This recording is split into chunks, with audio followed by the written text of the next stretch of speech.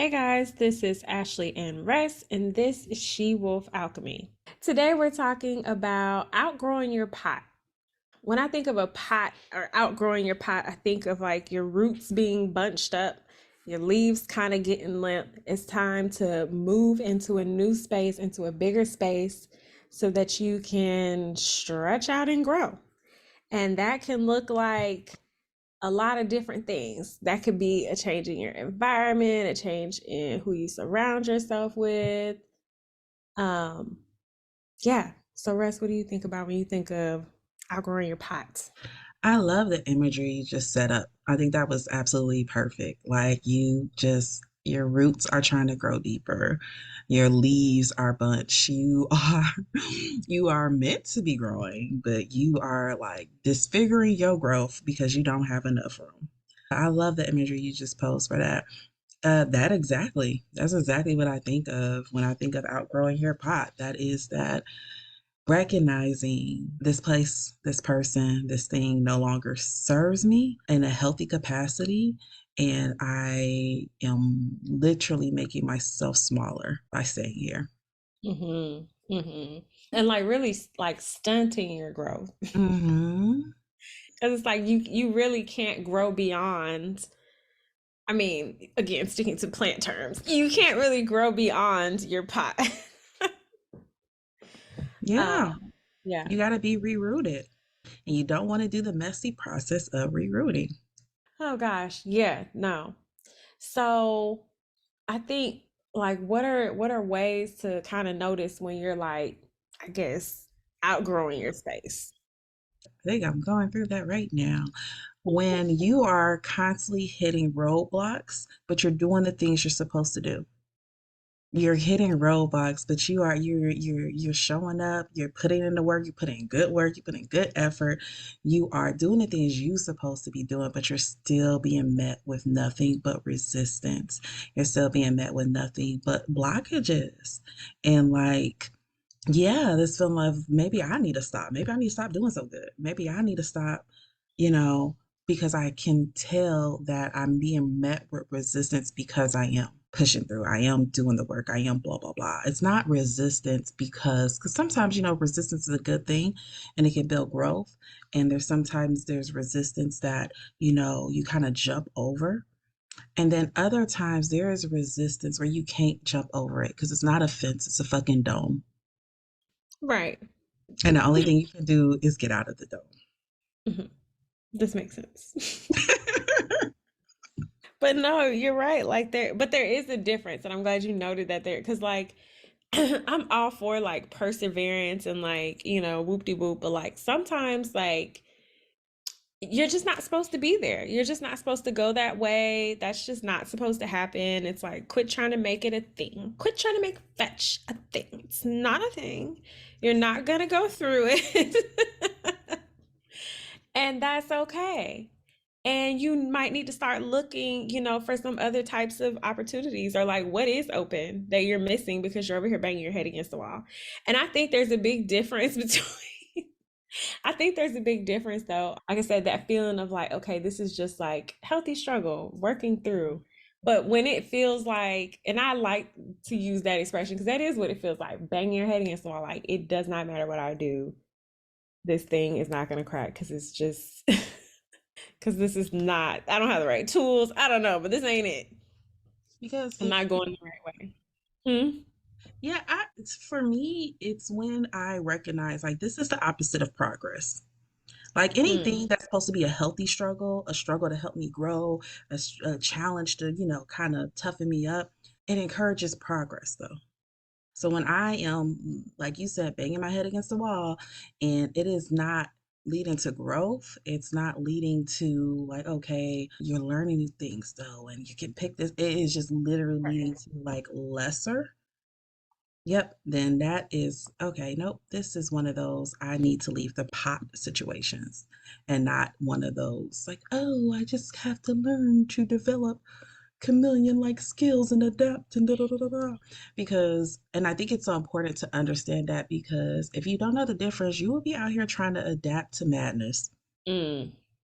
Mm-hmm. Mm-hmm.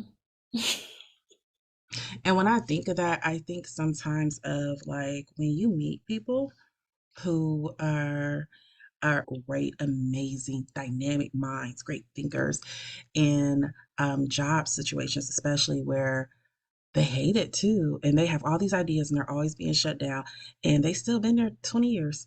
Yep. And like when you get to see them and meet them, like they're now the cranky person, the angry person. And then you find out like no, they were like dynamic. They were but they stayed because they kept thinking like eventually they're gonna appreciate me because that's how capitalism works. And then you just they just stifle themselves. Those people who once they finally jump ship, it's like they excel. Yeah, Like, look at you somewhere where you're appreciated. get you in a bigger pot. Just Yeah. Yeah. Look at your new leaves. growing, growing. Yeah. But I do want to say, like, even though we're talking about this like on a job sense or opportunity sense, also for real, definitely a relationship sense. Yeah. Like, you can definitely outgrow your pot relationship wise. I'm thinking like I was watching Abbott Elementary, and Janine broke over her boyfriend Tyreek. And like from the first time he appeared on the show, you're like, oh, you was that one person that tried to make it work with your first boyfriend. Mm, mm, mhm. Mm-hmm. Yeah. And I think of that show, that's such a good example of that because you have like the guy who's funny, but like very much still stuck at like 15 when they met or whatever. Where she, on the other hand, has grown and has no experiences and understands responsibility and da da da da da da da. Da. And I feel like you definitely see those type of things in real life, even if it's not at that extreme. Because I also think sometimes we assume it has to be this extreme level for you to finally make a move. Matter of fact, me and you were low key talking about this earlier without getting into the conversation, not on being stuck, but we were talking about how like relationships and like getting into a relationship and the time frames. And on your side, you was like, because no, once I commit, like I try a little bit harder to make it work, blah, blah, blah. And I was like, I'm very much I don't care where we are in the commitment line. Once I realize this ain't for me, I'm good. Like there's no push or pull. And even the times I thought like, dang, I really did stay longer. Like to me, longer was a month. And like Mhm. that was me giving it a good old try. Like that was me being like, I tried for you. And why is your face like that right now? I'm just laughing. I'm laughing, remembering the conversation. That's all. But like I think also because and not you, because I know you're not like that. You will definitely leave as she will leave. I want to make that very clear to everybody out there that has crushes on her. She will leave you. Anywho. But the idea of like, because I think there are sometimes people feel like, oh, that outgrowing your person. And I've talked to several people who think outgrowing a person is not a good enough reason to leave. They're like, Hmm. because they're still a good person. They're still really nice. They still really love me and treat me really, really good. And it's not a big enough reason for them to grow. But you have to think about like, bro, the wrong relationship can stifle you. In the great words of Kanye West, Oh gosh. they say people in your life are seasons, and everything that happens is for a reason. I feel like Hallmark also said that on one of their birthday cards, but okay, let's quote Kanye. Kanye said, because that's what I hear when I think about it. I be like, yep, some people are here for a season. Like, everyone that comes across your life is not meant to be in your life forever. And let us accept that even people are a part of our growth. Getting over people is a part of our growth. Letting people go, it Mm-mm. is. I promise. It's no reason. We all got some stuff we here to do. No need to hold somebody back from their journey. Let me throw this in as well while we're on the subject friends as well. Mhm. Meet people outgrowing their friends and they're just like, oh, that's just, but we go way back. We go way back. And I get this. Like, I understand going way back with folks, but some of the stuff people allow because, like, oh, we've been friends since fifth grade. And you're just like, okay, but y'all 35 now. Like, y'all 35 now, and they have been chaos for the last 10 years. And like y'all were friends in fifth grade because your last names are an initial off, and so y'all were seated next to one another. Like, let's please stop. Like, that's not to dismiss childhood friends. I have a childhood friend. She's great. We have a Mhm. great friendship, right? Some have terrible friendships. And you're holding on to these people just because you've known them for a long time. And we have got to end that logic. I think another way you could tell, like, okay, am I outgrowing my pot, is just that constant lack of satisfaction. Like, Hmm. even the things that you used to be passionate about, even the things that used to excite you, even the things that you like used to love, and it's just like it no longer does it for me. With this one, I'm particularly thinking about work. I'm thinking about burnout. Hmm. And I know for me, that's always one of the ways I could tell I was getting burnout. Because for the most part, I have loved what I've done. And when I didn't love it, I left. And for me, I work at my best abilities when I love what I do. And I want to work at top-notch abilities if I'm out here going out into the world. I have had one job that I did not work my best ability at, and it was the last 6 months of this job, and I used to love that job. I oh my gosh, I was so excited when I got the job, like, it was my dream job. I'm like, "Yeah, I'm definitely gonna be here for, like, 5 years," and that's long for me, but really loving it and then just realizing that, like, "Hey, the culture's changing."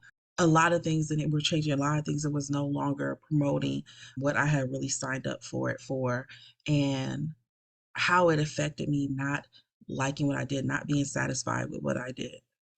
Because especially in the type of field that I'm in, I feel like you, with boundaries, want to be the worker that like goes above and beyond because you know this is a thing that can really change somebody's life. And I remember getting into that phase where I just was not satisfied with what I was doing and no longer feeling the need to do that. And then not liking who I felt like I was at work anymore, not liking who you are because of this thing you're tying yourself to. Hmm. Having experienced burnout myself, it is like not a good feeling, and it's not an easy thing to snap back from. Like the distrust, like there's so much, okay? Especially if that next situation isn't much better. Like I can tell you, like the distrust that I had formed. Girl. I used to be someone who like you were saying, Rest, where it's like, I like doing my job. And so I'm gonna do it to the best of my abilities, like above and beyond. Like I wanna do it well. And then when it's just like, it's done and y'all just need something's not right with me. And when I'm dreading it, I've never been that type of person to really dread work. And there's some, I know there's somebody listening that's like, girl, I've always hated work. I don't know what you're talking about. And I would challenge you to find out what you like, because I don't know. It's possible to, enjoy what you do to some extent. I did want to comment something else about friends though. Yeah. Like outgrowing your pod with friends or noticing that you're kind of outgrowing your circle, like signs of that. I think one is when you're not getting any new insights from your friends. Everything's kind of the same. We talk about the same stuff. You go to the same places. You could predict your conversation before you have it, you know, or especially if you find yourself interested in new things and other things and people aren't willing to be a part of those things with you or even support them. um it's time to find new people who are interested in those new things. And I think that's one of the biggest ways to notice when it's just like there's nothing, it's kind of stale. There's no room for growth in this group. Y'all been playing the same scripts over and over again. um Yeah. when it's not diverse, when no one is growing, no one's able to, like I said, no differences in ideas, no one is able to help anybody grow. I think that's a sign that, yeah, that soil is losing nutrients. We Mhm. need to repot. Yes. We need some fresh soil. We need to get somewhere different and mix it up a little bit. And that's not to say like you can't grow and people can't go, but who you are around in your environment definitely matters into your growth. Like that's who's your Yeah. sounding board. That's who's echoing things back to you. And if it's just the same old, it's stale, and there's no talk of nothing about, and that's not, And this is not like, my friends need to be opening businesses and doing da da da. Like, it's not even that. It's really Literally, not. It's literally, really if you not. were to say, I want to go to this new event that I just took an interest in, and everybody's like, why would you want to do that? Those are not people, maybe it's time to look elsewhere for people who wouldn't ask that question, who was like, okay, well, when we gonna go? What's up? Or what interests you in that? Not why would you like I remember having a friend who did like foreign exchange in where did she go? She went to Spain. And she was telling me how just leading up to it, people kept being like, well, like what's in Spain? Like why do you have to ask somebody that question? Why would I want to leave Augusta, Georgia to go to Spain? And that's what I'm thinking because I'm like, in high school, you was in Augusta. Not them being like, but what's this? We in Augusta. We cow tipping. Why are you gonna go to Spain? What do they have that we don't have? See, when people say things like that, it's time. It's time. It's time to look around and see if there's some people who are a little bit more in alignment with what you got going on or what you might want to do. Yeah. I'm thinking more so as you were talking on like growth and healing. When you are trying to grow and heal, a lot of times something that comes about a lot in therapy, that I kind of have to talk to clients about beforehand, like, hey, just so you know, this might be a thing that happens. We'll process it when it get there. And that's as you are growing, sometimes you find yourself being distant and more distant from folks that you're thick as thieves with. And all of a sudden you recognize like I don't have nothing in common with them. I don't like talking. I no longer enjoy them or they don't enjoy me. Sometimes you still miss them and they just do not want to mess with you in that way. And it's a hard process and I have to do this talk of explaining like anybody that benefited from you being stunted is going to resist you becoming a new, better, healed version. Mhm. And I think when it comes to relationships, we think about this, but we don't think about it in regards to work as much or friends as much of how many people benefit from you staying where the fuck you are? How many people benefit from you not improving and becoming a better version of you? Yep, this can be relationships. Sure, that is definitely a thing. But there are friends. It can be family too. hmm I remember, and I still love the hell out of this person, but it was a person in my life that I was friends with, and it was one of my favorite friendships ever. But it got to a point where I was like, "Yo, I think we're the problem. I think we are the people that people get warned about. Let's stop being that." And we kind of like joked about it, but like as I start taking things more seriously and trying to like use my words and like communicate and like not keep secrets and all this stuff.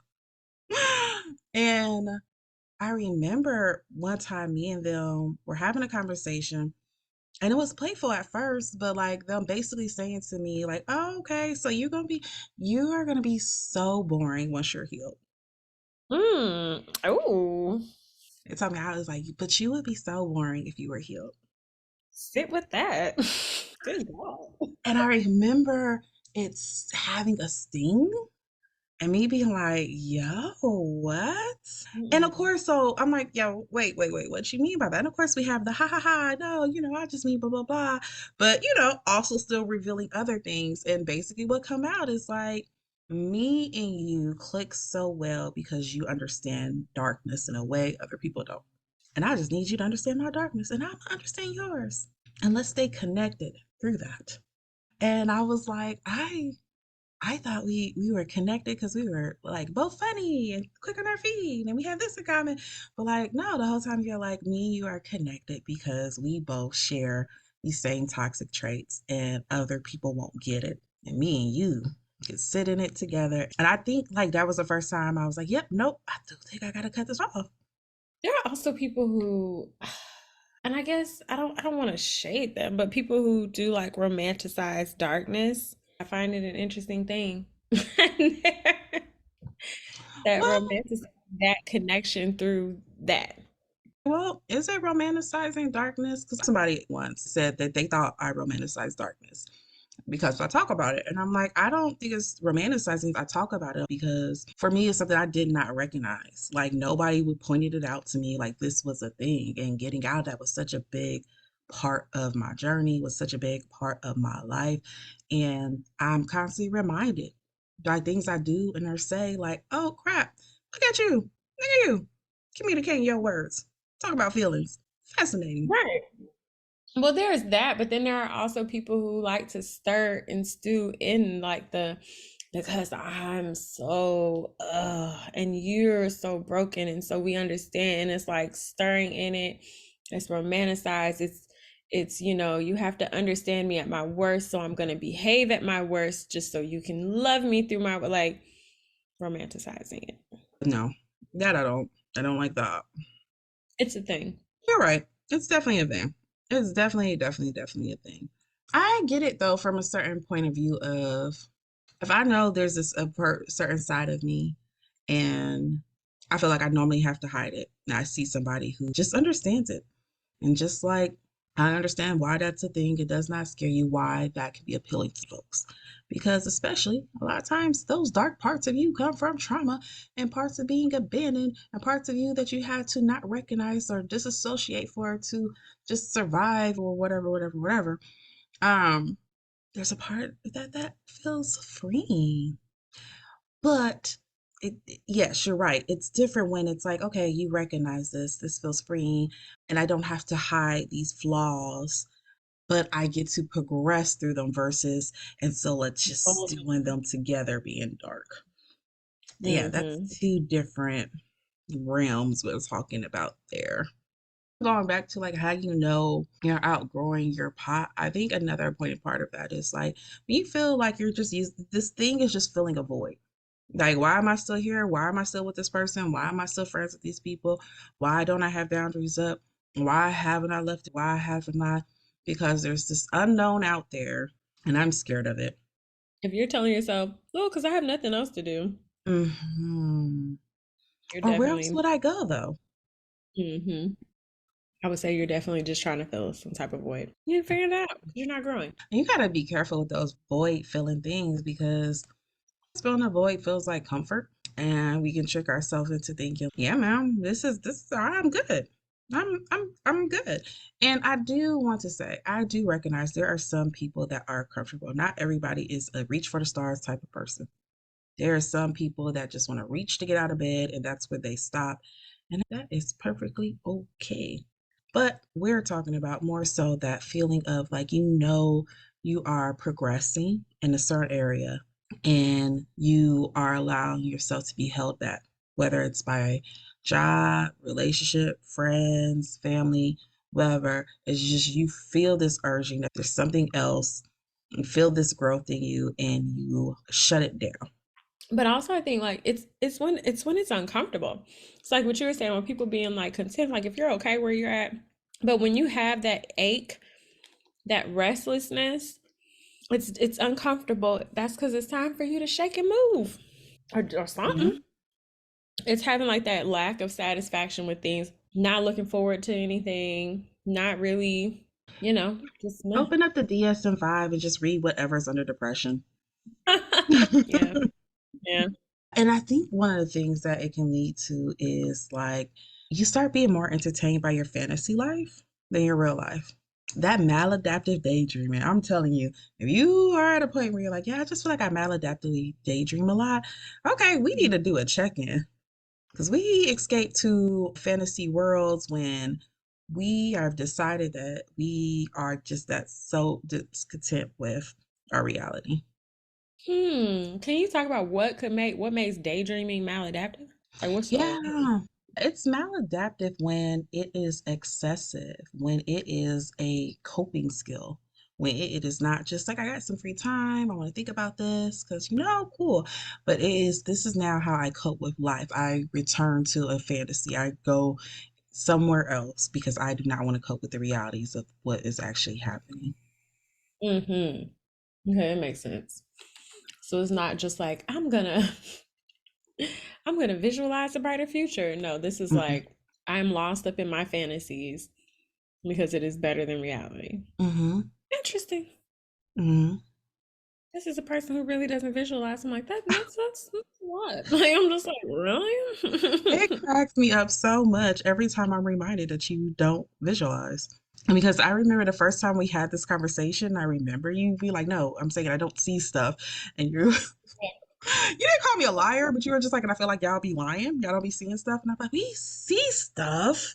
I don't like it's like I can see, but like the more I've thought about it, it's like it's just not what y'all are describing. That's why I'm like, it just can't be the same. Like I don't get what you mean. I can like cross reference a memory, I think, but I definitely cannot create images out of Oh, thin air. Like, really try it. I'm a whole god out here. I'm creating images, I'm creating soundtracks, scene shots, all of that, and it looks like real life. Now, all the Kudos to time, not all the time. There's definitely times like when I want to manifest something, and I'm like, okay, let's you. picture it. And it's just like squiggly line, circle. Is this what you mean? I'm like, no, not at all. That's not what I was supposed to be picturing. Mhm. That's why when it comes to certain things, I just follow a formula because I don't have time to be just like dreaming up new ideas all the time. I'm like, here's the formula. Mm, So, what stops us from outgrowing and moving on into that new pot? fear. Fear is a big thing. Yeah. Fear of like the unknown, of Mhm, what could happen. I've never seen anybody do that before. I don't mhm. know what that's like. Yeah. Fear of, so what happens next? I know for me, that is a big one for me. Like, I like having an outline. You don't always have to follow the outline, but I'm at least going to give you an outline. And what happens when you realize you outgrown a situation, you have no next plan. You have no outline. You just know, like, I can't stay here. This is uncomfortable. I have a friend who often talks about like his growth process and just kind of like not having, for him a big thing is not having like an example of like someone I know that did this. Like even the position he's in life is like I've surpassed what my parents did, and I'm just figuring stuff out. There's no roadmap here. Um, but that's what I think about that too. Of just like when you I can imagine that being a fear of like, I've never seen it before. I don't know what that's like. I don't know if these things are possible for me. Yeah. Sometimes, you don't feel inspired. I mean, I've definitely felt that of like, where the heck, what, okay, I know I'm uncomfortable, but like, what I'm supposed to do about it? Yeah. I'm literally sitting in that right now. Like, I'm uncomfortable. I have no idea what I need to do about it. And it's scary, especially if you're used to being a person that always knows what to do about it. I think one way to shake up kind of not knowing the next step is just to like, I feel like you just got to program yourself with stuff. Like, you got to like consume things like, I remember somebody told me when I like at a point when I felt stuck, she was like, just read books from people who inspire you. And that listening to podcasts of people who just do random stuff. It doesn't even have to be the stuff that you want to do, but just hearing people's stories of like, I just thought about this thing and then I did that other thing and now I have this and I'm happy about that. And it's like, wow, that's really cool. I think those types of stories are great to hear. Yeah, I told you, I am such a big fan of the plot switch just out of nowhere. Like, they were a receptionist for 8 years, and that's what they did, and they didn't have any other technical skills. And, anyways, now she owns 5 businesses, the first millionaire in her family, whatever, whatever. I love those plot twists where you're just like, I don't even, how that happen? How you do that?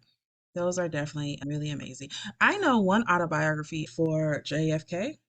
I really liked it. In the book I read about his life, like one of the things they started off with like his childhood and they really like emphasized on he was not the kid they were trying to make president. Like he was out spinning on his head in a circle in a corner and they're like good for you, John. And then they would turn to the brother they were actually grooming. They're like nobody was paying attention to him. They were like he was a sickly child. He was in a hospital all the time. Like, no, there was points in time like they weren't sure he was gonna live to be an adult. And then, like, the brother they were grooming to become president, he died in war. And I can't remember what happened in the middle. I don't know. But then they're like, okay, we're going to put John into politics because this is like our family dynasty plan. And, like, how it ended up turning into, we're politics aside, this don't flood our inbox with that. Politics aside, he's one of the most well-known presidents of US history. And like he was not this person like that's what he set out for. He was not a person like anybody thought that's what was gonna happen to. Like he was this boy was spinning on his forehead in a corner somewhere while the rest of the family was out here making plans. Like nobody was thinking about that. And you just see like how this came together for him. And I'm not saying like it is because of his strength and he was so great and blah blah blah blah. But I think for me it was just a great story and a great reminder of like nobody was thinking about you to be the one to make it. Nobody's thinking about you to be the one to go to the next level. Like you are not even in the running when it comes to the conversation of this. And it still doesn't mean that you're not fated for it or destined for it. Hmm, I've never gotten that perspective of his story. There was once me and Neek did an episode. I can't remember which one it was, but we talked about lots of people who are famous or well known for something like being brilliant at something particularly well. And the ages they actually started making moves to that. And I think me and you talked about this of like Oprah Winfrey. Every now and then I'll hear a snippet of someone like going over her story again. And like right now, we all know Oprah is like, okay, this black billionaire and she's just a businesswoman, all this stuff. And I think we forget that like when Oprah first started off, like they were telling her she wasn't pretty enough to go prime time. They were telling her about her weight. Mm-hmm. They forget like there was and she was doing her job. She was in her career. There was a portion of her career where like everybody was like, no, not you. Mm-hmm. But we only think about like where they now and going back to that idea of fear. Like because you can't see the vision of where this can go or you're telling yourself like that's too big. I who said I can be all of that? I love that you brought that up though, because we always hear about the youngest and the first and the fastest and the like we never like that's why I said like I just love hearing just like the regular story of just like, oh, I thought about this and I tried that. And I don't know, I was 42 because it's that reminder that like you don't have to have been perfect. You don't have to have Mhm, even for particular things, you don't have to have been in school for it forever. And I know I wish that I had known that. I was talking with somebody recently and I was thinking back to like just even when I was a kid that I was like, and I was saying like, I wish I knew that things didn't have to be so all or nothing. Because, which when you're a kid, you do kind of have more black and white thinking. Like you just kind of make your mind up about something and that's it. If nothing, if no one corrects you, and you're not sharing it, you just kind of go on with that. But anyway, I used to think on like on a small scale, like I wanted to play sports and stuff, but I also moved around a lot. And I felt like you could only play sports if you were like always in it. Like, mhm, you know, that it like I couldn't switch schools and like I would live like if I lived with my mom, I could go do stuff. But once I started living with my aunt, she's like wasn't gonna take me to a practice mhm, or anything like that. So I wouldn't be able to participate in any sports. And it would feel like, well, I can't just be in and out and mhm. in and out. Like I have to be doing this full time in order to be the best of the bestest, you know. And it's like I didn't even try Yeah, for a lot of times because in my mind I had the thought of like, well, if I can't do it this way, yeah, then well, I'm not gonna do it. And I carried that well into adulthood. That just this idea of like, it's probably within very recent years that I've shed that belief, or that like just because something isn't gonna look like this end result or isn't happening the way that I think it should, doesn't mean mhm, that it's not the right thing to happen or that it's not yeah, good or that it's not worth doing. yeah, 'Cause that's the thing when you throw the whole idea away, you know, you're like, oh, it's not gonna turn out like I'm envisioning, or I don't have. I used to do it too, even with money stuff. Like, well, I don't have enough money to get this finished product, yeah, so well, guess I won't do it. Never occurred to me to just be like, hey, allow things like that is something like seriously like learning to allow things to be a work in progress, just yeah, in general your life, any project that you want to take on, your career, your family, relation, all of it. Like it's all a work in progress. It's never going to be completely done. And like, I think being okay with that is like a really big Important lesson. Okay. I love that you brought it up. I think for me, a big part of that, like fear, is not so much the bits and pieces. I'm really good at getting things in bits and pieces. Like I'm very much like, yeah, yeah. Mm. Mhm. That makes me feel better about the project. I don't gotta swallow it in one bite. Cool, let's do that. But for me, it was I struggled with understanding the evolution of a person, of a situation, of a thing, of how things can transform. And I think of like even like, and this is like a little bit unrelated, but I think of like when I was little, I was super, super shy. I was very, very nervous. I was very, very high strung. I was really like shut down, kept to myself. And my mom used to tell me all the time, like, oh, you're gonna have this dynamic personality. And I was just like, no. She's like, and you're gonna be a talker. And I was just like, no, because I'm not now. And I remember her telling me that like kid, preteen, teen, like even in my 20s, I think like this isn't something the version of me that I am today didn't even start until like my mid 20s. And I think I struggle with things like that of like if I can't see like even podcast wise, right? Like if I can't see my little old podcast becoming, the top podcast in the world or whatever, top 10, whatever. I that is when I struggle and I'm just like, well, I don't understand like yeah, you start with one listener and then maybe you get 10 and then maybe one day you finally get 40 and then it just jumps out of nowhere to 146. Oh my gosh. But yeah, like I struggle with that part of it. But If I that's what I can't mean. have the vision of this is how it evolves, I would stop myself. Like if you didn't know the order, accepting that things are a work in progress like that, that you Hmm. don't know. Yeah, It could go from 146 to 3. it definitely can. That's definitely a thing that can happen. Definitely a thing that can happen on April 17th, uh, 2023. Yeah. No, yeah. But like if you tell me there's parts and you tell me like, and this is the way that the order goes, and I'm like, okay, cool, cool, cool. But if you just be like, one day you're going to be famous. Everybody's going to know your name and you're going to be well known for your field and your area and your craft and blah blah blah blah. Like something like that to tell me that now I'm just like, nah, I'm good. I don't That's not a thing. How does somebody mm. How do I go from being rest on the block, being a national name?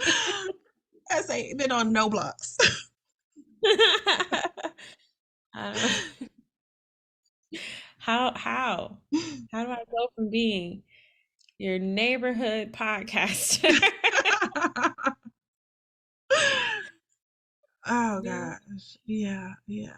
But not even that. But like how do I go from being like a therapist who's just, doing contract work to being the next Oprah? If somebody came to you right now, it's just if you got a psychic reading and they were like, you're gonna become the next Oprah anyways, and just move to the next, would you just be like, we don't even have to go back over that because no. Because no. Right. I wouldn't pay no attention. I'd be like, okay, Mm-hmm. I'm not listening. Anyways, if you can tell me about this thing over here that I actually know about, that would be great. That's not how That's they if it work. doesn't help to get readings. They just tell you stuff. No, I'm just like, I'm just like, but it's always something big that you're just like, there's no way. There's no way. With psychic readings? Yeah. With psychic readings? Yeah, yeah, yeah, yeah. The cards are always just saying all types of shit. All types of shit. You'd be like, what's going on over here with me and Johnny? And they'd be like, so you're gonna save the world. Let's talk about that. I'm like, I want to know about Johnny. I don't want to save the world. And then if you was to go in there and be like, but I want to know things about my career, they'll be like, so you'll fall in love. It's like, how does that pay Yeah, my bills? I don't care. yeah. You I go can't eat in love. and try to get a reading on your career, and you're like, I need to make this money. They're like, have you heard of the term twin flame? I want to tell you a tale. about a masculine who is not doing his motherfucking job. You just be like, Will he pay my bills? I am hungry. Like that's how you be so I don't know, get the sage and ask him to send money. That's what I need you all to do. If we're gonna be here. over it, man. Anyhow, yeah, yeah. But then again, because I've definitely had a time, and that's not to just be like, oh yeah, go get a read. I'm just saying no, because I definitely remember what the heck. I remember getting one done, and I was seeing someone who I just thought was the cat's pajamas, and whoever had done my reading at the time was like, "Yep, there's this great guy coming along," and I was like, "I'm totally dating a great guy. Like, wouldn't Mhm, like it's about to be up with us, you mhm, know?" And she just kept being like, there's somebody else and it's gonna be great. As soon as you guys meet, it's gonna be so awesome. And I was like, there's just no way. mhm. There's no way this current situation could not be awesome. And yep, it was no more. It was no more at some point. That's so that I so bet that's you've had better ones too, because even with, I'm thinking about like before you moved from Atlanta, you got a reading and they were like, yeah, you're gonna move. Also, you're gonna like lily pad from job to job. And you was like, well, what? Because you're just, I got a house. I got a yeah, job that I love. And then like yeah. the next year, like it was a couple months. I feel like you moved in May. I feel like the first time I heard you talk about it was like January. Like you was just like, I'm gonna move.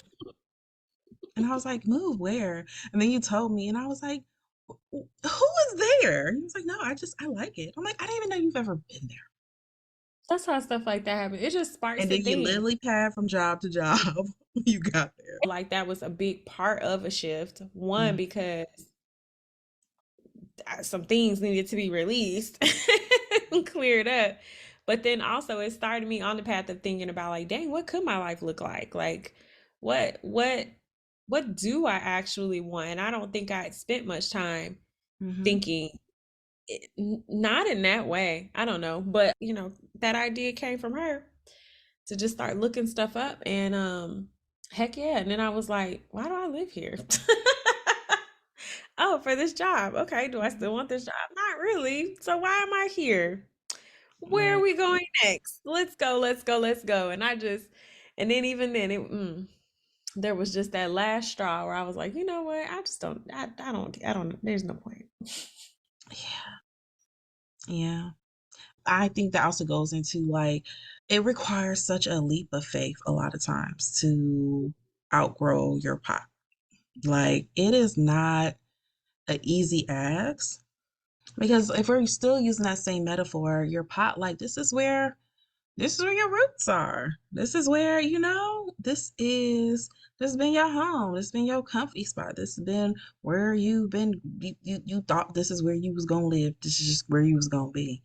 And to be rerooted is to be taken away from the soil, taken away from the pot that you know. That is to be completely detached from the things that you thought like this is what I have to hold on to. And that is one big ask, especially if, like, up until recently, I thought what I knew was great. So, yeah, I think because it requires such a big leap of faith, and it's a leap, it's not a half step. And that's scary. Hmm.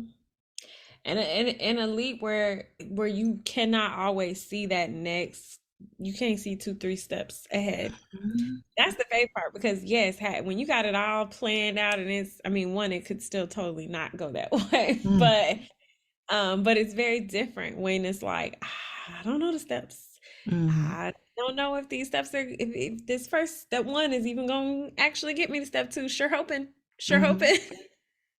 mhm. And that takes faith. And, Leaping without you seeing know, the stone to land on. yeah. I mean, leap at your own risk. Definitely not, promoting being just completely irresponsible. I'm just saying, because it's easier said than done at times. I definitely know there are times in my life where I'm thankful for some of the safety nets that I've been able to have that did Mhm, allow me to take a little bit more risk than maybe I would have. And even the fact that it's just me mhm. as an individual, I can take different risks than, somebody who has people to feed. It's a little bit different. But yeah, faith. Yeah, no, I do want to touch on like that part of like, yeah, it is definitely a difference when you are doing that leap, especially financially when it comes to being a parent. You have little ones, you have people dependent on you, and I get that. As a mother, I definitely get that of being like, I don't have the luxury of just saying like, well, we'll see where the wind blows me because it's blowing her too. So definitely be careful with your leap, think it through. But I think more so on the more personal level of like having faith of like maybe it's just starting this thing on the side, this side business of getting started with that.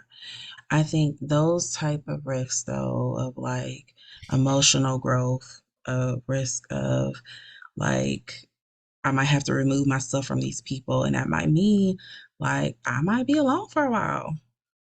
Some of my best growth was during isolation. Hmm. I think having to recognize like that initial move is going to be uncomfortable. Taking that leap and repotting yourself does not mean you're always immediately comfortable in that next pot. And I think that's also another scary thing. Even when I make this jump, even when I'm like, okay, I've outgrown this pot, let me go to another, that don't always mean that pot is comfortable. And what then? I don't want to be Hmm. uncomfortable. At least here I'm comfortable. Yep. Hmm. I'm thinking of even like I had a family member who had a situation where they were being offered a bigger job, a bigger promotion, and they were like worried about going. And I was like, okay, well, why? Does it not pay more? Is it not what you want? Is that the title? And they're like, yeah, but like basically they learned how to deal with the devils on their level. And they're like, I don't want to have to learn new devils. It was their dream job. It was the money that they wanted. It was a title that they wanted. It was all those, but they got real comfortable at mastering their current level. And they're like, I don't know if I want to go to a new level and have to master it. Even though they Okay. were unhappy where they were. It's no one thing if you perfectly fine where you are, but they were unhappy where they were. Yeah, when people start, when you really we got to pay attention to these sayings that we're using. When you're saying stuff like, "Well, it's the devil," like I need you to know you ain't got to work with the devil. You can, it doesn't have to be that way. You know, I love that. it just Did you always know like working with the devil was actually an option? There's other options. Like you can right. that's what you just chose. Goodness gracious. Yeah, I just want us to think about that. Yeah, no, you're correct. Cause also, yeah, even thinking of like the way that you just phrased that of you might move up there and there's no devils. Like you might move up there and it's great. Everybody gets along. They intern brings you a frappuccino with a donut in the And then morning. welcoming people. You have your own Wait, personal bathroom in your office. Like, yeah, I was talking with someone about a potential career shift. mhm, And the things that they were describing about their current job and why they had to keep it were just the most absurd things. It was stuff mhm, like, well, if I have a doctor's appointment or something like that, I know they'll let me go. And I was like, what do you mean let you go?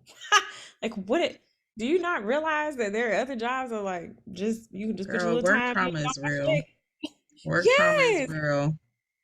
But because of and this happens especially when you're in certain like niche kind of fields that people Hmm. don't really understand unless they've been in it. Yeah, there are other ways. There are places that if you need to come in a little bit late, it's okay. There are jobs out there that, care that you got to go pick your kid up early on Hmm. some day. Like I'm thankful that I've not had that mentality or don't like agree with living under that mentality of like I have to everything got to be this and this way or I'm going to get fired. Like I can't expect any flexibility from my employer or let me just not be too difficult or whatever. Like especially if you're someone who has people who depend on you, it's unrealistic.